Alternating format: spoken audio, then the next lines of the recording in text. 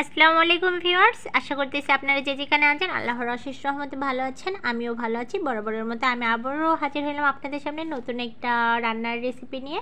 তো এটা একেবারেই নতুন একটা রান্না। তো ডিম, সিম এবং আলু দিয়ে আমি কিন্তু রান্নাটা করে নিয়েছি। প্রথম দিন যেদিন আমি এই রান্নাটা করে খেয়েছিলাম সেদিনই আমি মনে মনে করে বলেছিলাম যে এই রান্নাটা আমি আপনাদের সামনে তুলে ধরবো, কেননা এটা এতটাই সুস্বাদু একটি খাবার, সত্যি মুখে লেগে থাকার মতো একটি খাবার। তো যাই হোক, আমি ভাবলাম যে আজকে এই রান্নাটা আমি করে আপনাদেরকে দেখিয়ে দেই। যেহেতু সিমের সিজন চলে যাচ্ছে, সিজন চলে গেলে তো আর সিম পাবেন না, সেক্ষেত্রে খাইতেও পারবেন না। তো আমার রান্নায় কিন্তু প্রত্যেকটা ধাপে ধাপে নানা ধরনের টিপস থাকবে, তো আমার ভিডিওটি সম্পূর্ণ দেখার চেষ্টা করবেন।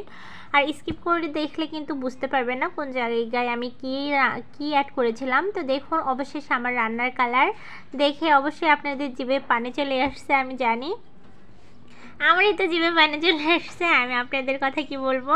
তো যাই হোক, এখানে আমি নিয়েছি সিম, আলু এবং ফুলকা নিয়েছি 4টা। আপনারা চাইলে ফুলকা না দিলেও চলবে, সমস্যা নেই। তো এই সিম এবং আলুটাকে আমি একটু ছোটো ছোটো করে কেটে নিয়েছি। আর কীভাবে কেটে নিয়েছি আপনারা দেখে বুঝতে পেরেছেন ইনশাল্লাহ। তো এখানে আমি নিয়েছি 5টা ডিম, পেঁয়াজ এবং কাঁচামরিচ 3টা কেটে নিয়েছি। তো যাই হোক, চলুন আপু অ্যান্ড ভাইয়ারা মূল রান্নায় চলে যাওয়া যাক। তো আজকের আমার এই ভিডিওটা ব্যাচেলার আপু এবং ব্যাচেলার ভাইয়াদের জন্য এবং বিশেষ করে নতুন রাঁধুনির জন্য খুবই পারফেক্ট একটি রান্না। একবার কাউকে খাওয়াইতে পারলে, কিংবা আমার ব্যাচেলার আপু ভাইয়া তোমাদের যেহেতু আপনাদের যেহেতু হাতে সময় থাকে না, আপনাদের জন্য কিন্তু খুব সুন্দর এবং সহজ একটি রেসিপি। তো যাই হোক, কথা না বাড়িয়ে দেখুন, আমি এখানে লবণ এবং হলুদে ডিমটাকে সুন্দর করে ভেজে নিচ্ছি। তো লবণ দেওয়ার ক্ষেত্রে কিন্তু ডিমের মধ্যে লবণটা প্রবেশ করতে পারবে, আর হলুদ দেওয়ার ক্ষেত্রে কিন্তু সুন্দর একটা কালার আসবে ডিমেতে। তো অবশ্যই এই জায়গায় লবণ এবং হলুদ দিয়ে ডিমটাকে ভেজে নেওয়ার চেষ্টা করবেন। তো যাই হোক, আপু অ্যান্ড ভাইয়ারা আমার কিন্তু ডিমটা প্রায় ভাজা হয়ে গিয়েছে। এ পর্যায়ে আমি যা করব, এটাকে আরেকটু ভেজে নেব, এক কথায় লালচে কালার করে আমি এটাকে ভেজে নিয়ে তুলে নেব কিন্তু। তো অবশ্যই একটু সময় নিয়ে ডিমটাকে ভাজবেন। আর আমি চুলার আঁচ একেবারে কমিয়ে রাখছি, যেহেতু এখন আমি ডিমটাকে উঠাবো।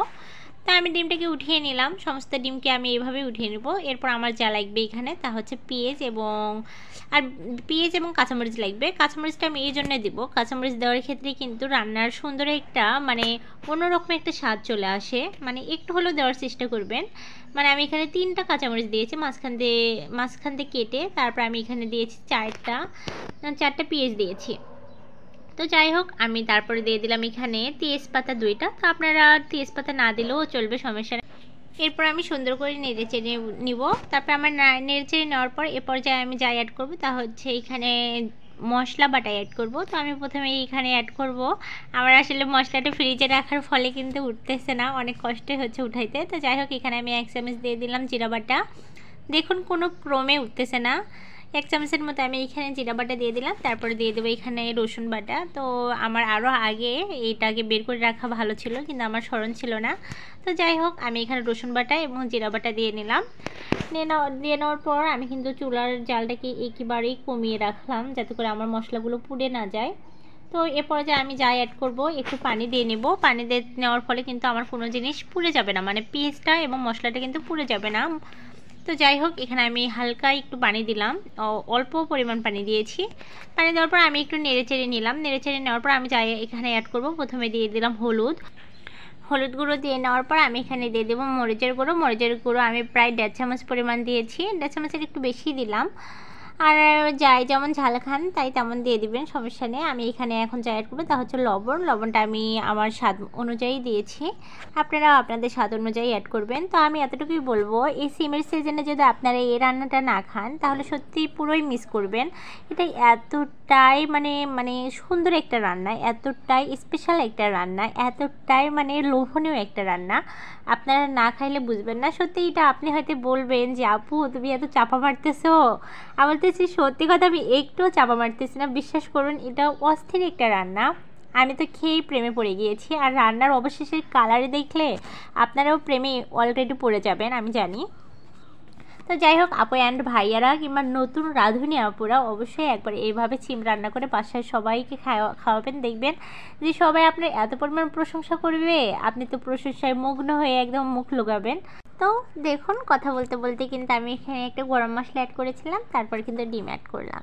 তো অবশ্যই গরম মশলাটা দেওয়ার চেষ্টা করবেন, সেটা হচ্ছে রাঁধুনি গরম মশলা। তো আমি ওখান থেকে একটু রাঁধুনির গরম মশলা দেওয়ার পর ডিমগুলোকে দেওয়ার পর কিন্তু এটাকে আমি একটু কষিয়ে নিলাম। নেওয়ার পর কিন্তু এখানে একটু পানি দিয়ে দিলাম। তো অবশ্যই একটু কষাবেন, যে কোনো তরকারি বলুন, আপনারা কষাবেন যত স্বাদ আসবে তত, কথাই আছে কিন্তু।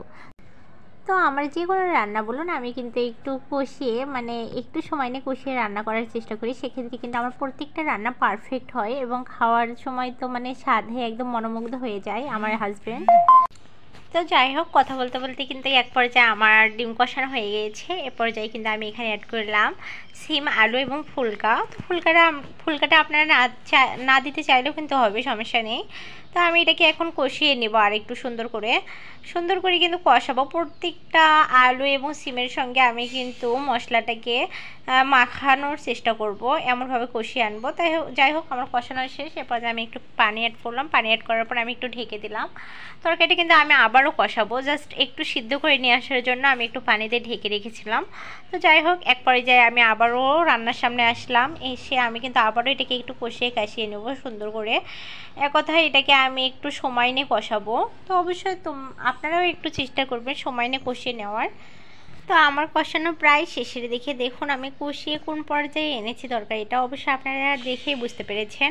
আমার এখানে কিন্তু এমনভাবে আমি কষিয়ে নিয়েছি, নিচে কিন্তু কোনো ঝোল নেই, এভাবে ঠিক কষিয়ে নিয়েছি সুন্দরভাবে। কষিয়ে নেওয়ার পর কিন্তু এখানে আমি পানি অ্যাড করলাম প্রায় 1 পিরিচ, মানে বড় পিরিচ দিয়ে 1 পিরিচ পরিমাণ। এই পানি দিয়ে কিন্তু আমার হয়ে যাবে। এটাকে আমি একটু গরম করে নেব।